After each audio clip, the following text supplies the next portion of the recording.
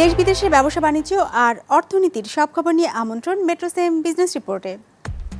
ভুটানের সাথে প্রথম অগ্রাধিকারমূলক বাণিজ্য চুক্তি করল বাংলাদেশ। থাকছে ট্রানজিট ও ট্রান্সশিপমেন্ট সুবিধাও। ক্ষুদ্র ও মাঝারি শিল্পকে বৃহৎ শিল্পের সহযোগী করে গড়ে তোলার পরামর্শ, নীতিমালা প্রণয়নের তাগিদ। ছোট ছোট ব্যবসা উদ্যোগকে সহায়তা দিতে এফবিসিসিআই চালু করল ব্যবসা প্রযুক্তি কেন্দ্র। সহায়তা পাবে যে কোনো নতুন উদ্যোগ। এমন সব খবর নিয়ে আমাদের আজকের আয়োজন। ভুটানের সঙ্গে অগ্রাধিকারমূলক বাণিজ্য চুক্তি বা পিটিএ করেছে বাংলাদেশ। রোববার ভার্চুয়াল কনফারেন্সের মাধ্যমে এই চুক্তি স্বাক্ষরিত হয়, যার মধ্য দিয়ে প্রথমবারের মতো কোনো দেশের সঙ্গে মুক্ত বাণিজ্য চুক্তি করল বাংলাদেশ। অনুষ্ঠানে যোগ দিয়ে প্রধানমন্ত্রী শেখ হাসিনা ভুটানকে বাংলাদেশের 3টি সমুদ্র বন্দর ও সৈয়দপুর বিমানবন্দর সহ বেশ কিছু যোগাযোগ অবকাঠামো ব্যবহারের জন্য উন্মুক্ত করে দেওয়ার ঘোষণা দেন। অর্থনীতি কিংবা বাজার সব দিক থেকেই পিছিয়ে ভুটান বাংলাদেশের তুলনায়। এরপরও দ্বিপাক্ষিক বাণিজ্যে এগিয়ে দেশটি। হিসেব বলছে দুই দেশের মধ্যে বছরে $6 কোটি মতো ব্যবসা হয়। এর মধ্যে 90% ভুটানের অনুকূলে। এই বাণিজ্য ঘাটতি কমিয়ে আগামী 5 বছরের মধ্যে দ্বিপাক্ষিক ব্যবসার পরিমাণ বর্তমানে দ্বিগুণ করার লক্ষ্য নিয়ে অগ্রাধিকারমূলক বাণিজ্য চুক্তি করল দুই দেশ। করোনার এই সময়ে চুক্তি হলো ভার্চুয়াল কনফারেন্সে। ঢাকা থেকে বাংলাদেশের পক্ষে বাণিজ্য মন্ত্রী আর থিম্পু থেকে ভুটানের অর্থনৈতিক বিষয়ক মন্ত্রী চুক্তিতে সই করেন। There are new opportunities, and this agreement will further deepen the trade between the two countries. The private sectors of both the countries would also embrace the PTA with high appreciation and endeavor to take their business relations to greater heights and ultimately contribute to further elevating our bilateral trade relations. I'd like to urge the entrepreneurs of our country to source more goods and services at the competitive price and explore the opportunities of investment in potential sectors. চুক্তির আওতায় বাংলাদেশ তৈরি পোশাক, plastic, cement, ওষুধ, প্রস্তুতকৃত খাবার সহ 100টি পণ্য ভুটানে শুল্কমুক্ত রপ্তানির সুযোগ পাবে। একই সুবিধা নিয়ে বাংলাদেশে আসবে 34টি ভুটানিজ পণ্য, যার মধ্যে আছে ফল, মশলা, নির্মাণ সামগ্রী আর রাসায়নিক পণ্য। তবে শুধু শুল্কমুক্ত সুবিধা নয়, দ্বিপাক্ষিক বাণিজ্য বাড়াতে ট্রানজিট আর ট্রান্সশিপমেন্টের পরিধি বাড়ানোর ঘোষণাও এসেছে সরকার প্রধানের কাছ থেকে। Bhutan can use the waterways, our waterways link already we have started. We are developing our Chilmari port, and Chilmari and Nayanganj, Pangao, it is open to you. Not only that, our 3 ports, Chittagong, Mongla, Paira, any place Bhutan want, you can use it. I offer you to that. Our airport, Soyedpur, it is also we are developing as a regional airport. So for Bhutan, it is open. With the signing of PTA today, I hope the rest of the formalities will be completed sooner. Further, I would like to thank the government of Bangladesh for your support in establishing the 3rd International Internet Gateway for Bhutan. This will ensure reliability and affordability of internet and communication for us. I'm optimistic that the gateway will be launched soon.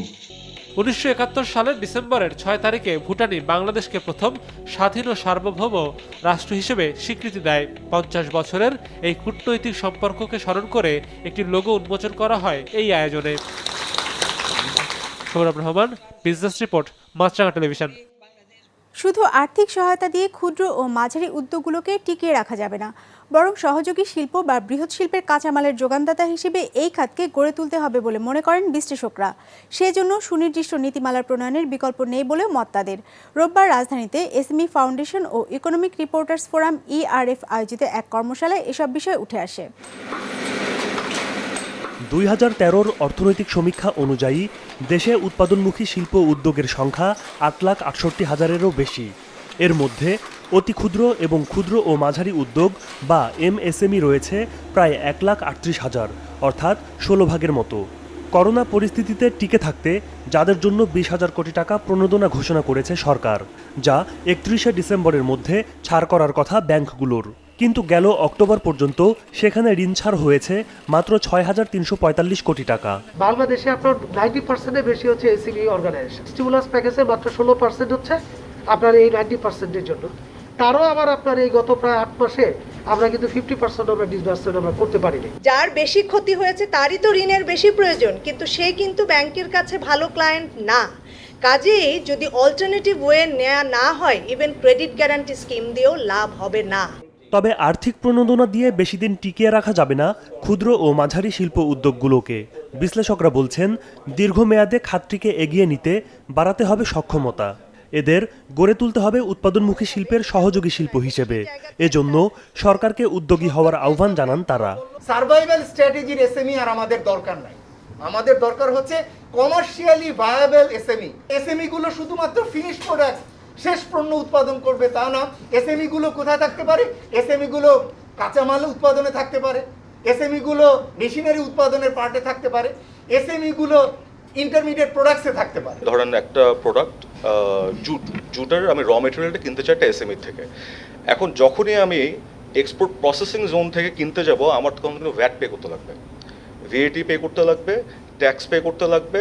তারপরে ধরেন আমি নিয়ে ওটা valuation করে export করলাম, কিন্তু একই জিনিস আমি চায়না থেকে যদি ইম্পোর্ট করি, ওটার দাম যদি কম হয়, আমার কোনো ট্যাক্স নেই।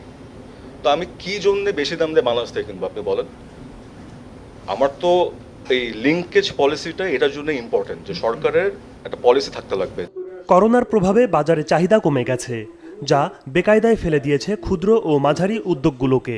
এমন অবস্থায় বাজার চাহিদা বৃদ্ধিতে গুরুত্ব দেওয়া হয় জাতীয় অর্থনীতিতে এসএমইর অবদান শীর্ষক কর্মশালায়। এই সময়ের সবচেয়ে বড় সমস্যা সেটি হলো উইক ডিমান্ড। মানুষের আয় রোজগার কমে যাওয়ার কারণে এবং সোশ্যাল ডিস্টেন্স মেনটেন করানোর কারণে অনেক সময় বিক্রি কেনি কমে গেছে। এই যে ডিমান্ড কোত্থেকে আনা যায়, মানুষের হাতে আয় রোজগার কি করে বাড়ানো যায়, সেখানে ফিসকাল পলিসিরও একটা খুব গুরুত্বপূর্ণ ভূমিকা আছে। করোনার দ্বিতীয় ধাক্কা সামাল দিতে ক্ষুদ্র ও মাঝারি উদ্যোগের জন্য প্রণোদনার পরিমাণ ও ঋণ পরিশোধের সময়সীমা আরও বাড়ানোর পরামর্শ আসে আলোচনায়।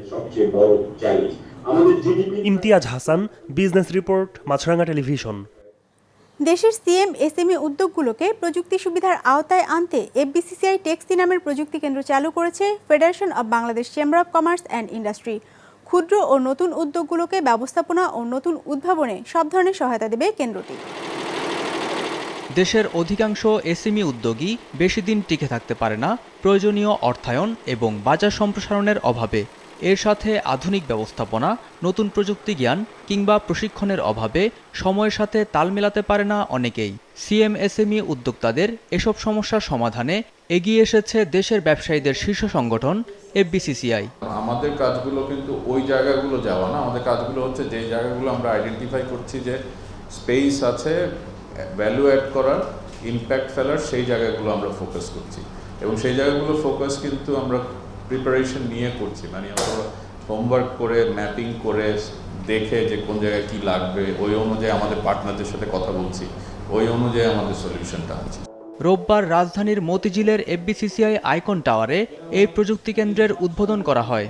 এর মাধ্যমে সব ধরনের অতি ক্ষুদ্র ও মাঝারি উদ্যোক্তাদের নতুন প্রযুক্তি সুবিধা থেকে শুরু করে ব্যবস্থাপনা প্রশিক্ষণও দেয়া হবে।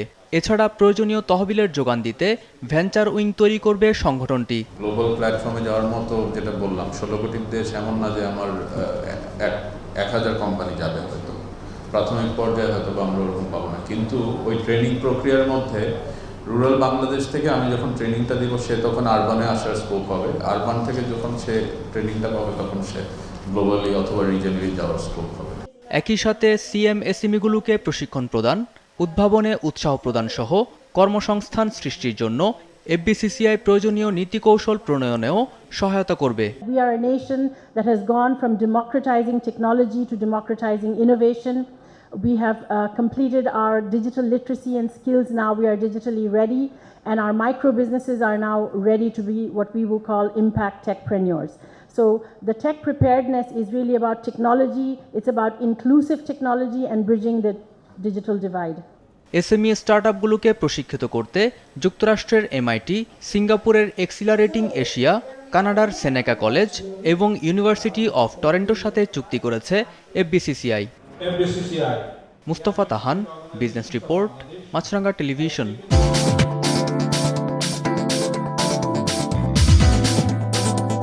ইতিবাচকভাবে সপ্তাহের প্রথম কার্যদিবসের লেনদেন শেষ হয়েছে ঢাকা স্টক এক্সচেঞ্জে।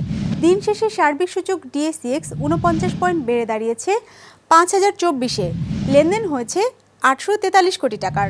হাতবদল হওয়া শেয়ার ও মিউচুয়াল ফান্ডের মধ্যে দর বেড়েছে 154টির, কমেছে 120টির, আর অপরিবর্তিত আছে 80টির দর। এবার বাজার নিয়ে বিশ্লেষণ শুনবো ব্র্যাকেপিএল স্টক ব্রোকারেজের। এবছর সেপ্টেম্বরের পর কিছুটা ধীর গতিতে থেকে মার্কেটকে আবারও আমরা দেখেছি ডিএসইএক্স 5000 পয়েন্টসে হিট করতে, এবং মার্কেট আজকে 49.5 পয়েন্টস আপ ছিল। এবং যদিও বা রবিবার দিন ফরেন পার্টিসিপেশন কিছুটা কম থাকে, তারপর আমরা দেখেছি গত সপ্তাহের শেষ দিককার কার্য দিবসগুলোর মতোই প্রায় 844 কোটি টাকার মতো টার্নওভার জেনারেট হয়েছে মার্কেটে আজ। এবং এই টার্নওভার জেনারেশনের সাথে সাথে আমরা দেখেছি যে লার্জ ক্যাপ প্রায় সবগুলো সেক্টরই, including banks, NBFI, telco, pharmaceutical specially এবং ফুড অ্যান্ড অ্যালাইড বেশ ভালো রিটার্ন দিয়েছে। এবং আমাদের কাছে মনে হচ্ছে যে যেহেতু আমরা দেখেছি যে বেশ এর মধ্যেই বেশ কিছু আইপিও এসেছে মার্কেটে, এবং 5 থেকে 7টি আইপিও মার্কেটে আসবে কিছু 1-2 মাসের মধ্যেই মার্কেটে ট্রেড শুরু হবে, যেখানে বড় আইপিওর মধ্যে রবি আছে। এছাড়াও notable names includes energy pack আছে, মির আক্তার আছে, ইন্ডেক্স এগ্রো, লুব্রেফ, এবং ডমিনেট শুরু হয়েছে, ক্রিস্টাল ইন্স্যুরেন্স আসছে। সো এই আইপিও কে কেন্দ্র করে আমরা ইতিমধ্যে দেখেছি যে নভেম্বরে প্রায় 1,35,000-এর মতো নতুন বিও অ্যাকাউন্ট খুলেছে। সো উইন্টার ওয়েভ, কোভিড-19 সব মিলিয়ে মার্কেট কিছুটা স্লো আমরা এক্সপেরিয়েন্স করছি কিছুদিন যাবত। তবে কোম্পানিগুলোর ভালো পারফরমেন্স, আর্নিংস, এক্সপেক্টেড ডিভিডেন্ড সব মিলিয়ে আমরা দেখছি যে ইনভেস্টরদের মধ্যে কিছুটা আগ্রহ জন্মাচ্ছে মার্কেটকে নিয়ে, যেটা তার টার্নওভারের মধ্যে দিয়ে রিফ্লেক্টেড হচ্ছে। এবং আমাদের কাছে মনে হচ্ছে যে আইপিও কে সেন্টার করে আবার একটি ওয়েভ আসবে টার্নওভার জেনারেশনের, এবং মার্কেট তার ইন্ডেক্সের থ্রুতে সেটিকে রিফ্লেক্ট করবে। তো আমাদের এক্সপেকটেশন হচ্ছে সামনে যেহেতু বড় বড় আইপিও আসছে, সেই আইপিও কে কেন্দ্র করে নতুন ইনভেস্টর অ্যান্ড ফান্ড ফ্লো আসবে মার্কেটে, এবং কোম্পানি যদি তাদের এক্সপেক্টেড আর্নিংসকে ধরে রাখতে পারে, স্পেশালি ফার্মাসিউটিক্যালস বড় একটি সেক্টর, সেটির পারফরমেন্স আমরা দেখছি যে ইনভেস্টরদের ইন্টারেস্ট এবং তাদের আর্নিংস দুটোই বেশ পজিটিভলি রোল প্লে করছে মার্কেটে। সো এই কিছু ফ্যাক্টর মিলিয়ে মার্কেট আবার এই ধীর গতিটা আবার ঘুরে দাঁড়ানো সম্ভব ডিসেম্বর জানুয়ারি এই সিজনে, এবং সেটাই আমাদের মনে হচ্ছে যে 5000 ইন্ডেক্সকে আবার হিট করার মাধ্যমে মার্কেটে সেটি রিফ্লেক্টেড হচ্ছে। করোনা ভাইরাসে কার্যকর ফাইজারের ভ্যাকসিন ব্যবহারের অনুমোদন চেয়ে যুক্তরাষ্ট্র ও ভারতে আবেদন করেছে প্রতিষ্ঠানটি। আর ভ্যাকসিন ব্যবহার নিশ্চিতে দেশ জুড়ে তা সরবরাহের প্রস্তুতি নিতে শুরু করেছে দেশগুলো। চলছে গুণগত মান অক্ষুণ্ণ রেখে ভ্যাকসিন পরিবহনের প্রয়োজনীয় অবকাঠামো আর কুলিং সিস্টেম উন্নয়নের কাজ। ডেস্ক রিপোর্টে বিস্তারিত। করোনা মহামারীতে আশার আলো দেখাচ্ছে ফাইজারের ভ্যাকসিন। মার্কিন প্রতিষ্ঠান ফাইজার এবং জার্মান কোম্পানি বায়োএনটেকের যৌথ উদ্যোগে উৎপাদিত এই ভ্যাকসিন ইতোমধ্যে ব্যবহারের অনুমোদন পেয়েছে যুক্তরাজ্য আর বাহরাইন। ভ্যাকসিনটি 95% কার্যকর, এমন দাবিতে এবার তা যুক্তরাষ্ট্র ব্যবহার করতে চায় ফাইজার। এজন্য দেশটির নিয়ন্ত্রক সংস্থা এফডিএ এর অনুমোদন চেয়েছে প্রতিষ্ঠানটি। এদিকে ভ্যাকসিনটি ব্যবহারের অনুমোদন পাওয়া মাত্রই তা যেন যুক্তরাষ্ট্রের বিভিন্ন শহরে পৌঁছে দেওয়া যায়, সেজন্য চলছে জোর প্রস্তুতি। ফিলাডেলফিয়া ইন্টারন্যাশনাল এয়ারপোর্টে বিশাল আকৃতির সব রেফ্রিজারেটর কন্টেইনার সাজিয়ে রাখা হয়েছে সারিবদ্ধভাবে। অনুমোদন পাবার পর এসব কন্টেইনারেই ভ্যাকসিন পরিবহন করা হবে যুক্তরাষ্ট্রের বিভিন্ন শহরে। ফাইজারের টিকা সংরক্ষণ করতে হয় -70°C বা তার চেয়ে কম তাপমাত্রায়, নয়তো নষ্ট হবে এর কার্যকারিতা। তাই টিকার গুণগত মান বজায় রাখতেই এত সাবধানতা। What we're looking at here is an active container. This is designed to maintain a temperature between 2 and 8 degrees Celsius throughout the shipment's journey. It's basically a giant fridge, think of it that way. It runs on batteries, so whilst it's in transit, it's able to regulate that temperature. What's really important with these containers is you have the capability to be able to plug them in when they're not actually in transit, so when they're sitting in a warehouse. We've got capability here to plug in 50 containers at any one time. চলতি মাসের মাঝামাঝি থেকে vaccine ব্যবহার শুরুর বিষয়ে আশাবাদী যুক্তরাষ্ট্র। আশা করা হচ্ছে প্রথম দফায় 32 লাখ মানুষকে ভ্যাকসিন দেওয়া যাবে, যেখানে প্রাধান্য পাবে স্বাস্থ্যকর্মী, প্রতিরক্ষা মন্ত্রণালয়, সরকারি কর্মচারী এবং পশু স্বাস্থ্য মন্ত্রণালয়ের কর্মকর্তারা। করোনা ভ্যাকসিন পরিবহনের প্রস্তুতি নিচ্ছে ভারতও। নির্দিষ্ট তাপমাত্রায় ভ্যাকসিন পরিবহনের জন্য চলছে প্রয়োজনীয় অবকাঠামো উন্নয়নের কাজ। এয়ার কার্গোগুলোতে যোগ করা হচ্ছে টিকা উপযোগী কুলিং সিস্টেম। শুক্রবার ভ্যাকসিন আমদানি, সরবরাহ ও বিক্রির অনুমোদন চেয়ে ভারতের ড্রাগ কন্ট্রোলার জেনারেলের কাছে আবেদন করেছে ফাইজার। বর্তমানে ভারতে মোট 5টি কোভিড টিকার ট্রায়াল চলছে। এর মধ্যে সিরাম ইনস্টিটিউট অক্সফোর্ড অ্যাস্ট্রাজেনেকার তৈরি টিকার ট্রায়াল পরিচালনা করছে। তৃতীয় পর্যায়ের ট্রায়াল চলছে দেশীয় প্রক্রিয়া তৈরি ICMR ও ভারতের বায়োটেক সংস্থার ভ্যাকসিনের। জাইডাস ক্যাডিলা সংস্থার ভ্যাকসিনের তৃতীয় পর্যায়ের ট্রায়ালের অনুমোদন দিয়েছে কর্তৃপক্ষ। 2021 সাল নাগাদ 30 থেকে 40 কোটি ডোজ টিকা সরবরাহ করতে চায় দেশটির সরকার। তবে টিকার গুণগত মান বজায় রেখে পরিবহন ও সংরক্ষণই বড় চ্যালেঞ্জ হয়ে উঠবে ভারতের জন্য। বিজনেস রিপোর্ট, মাছরাঙা টেলিভিশন। দর্শক, আমাদের যে কোনো পর্ব নিজেদের সুবিধাজনক সময়ে দেখতে সাবস্ক্রাইব করুন বিজনেস রিপোর্টের অফিসিয়াল ইউটিউব চ্যানেল। ফেসবুক পেজে লাইক দিয়ে আপডেট থাকুন ব্যবসা বাণিজ্যের আলোচিত সব ঘটনা সম্পর্কে। আর আপনাদের মতামত জানান ইনবক্সে। আজ এটুকুই, বিদায় নিচ্ছি, ভালো থাকবেন।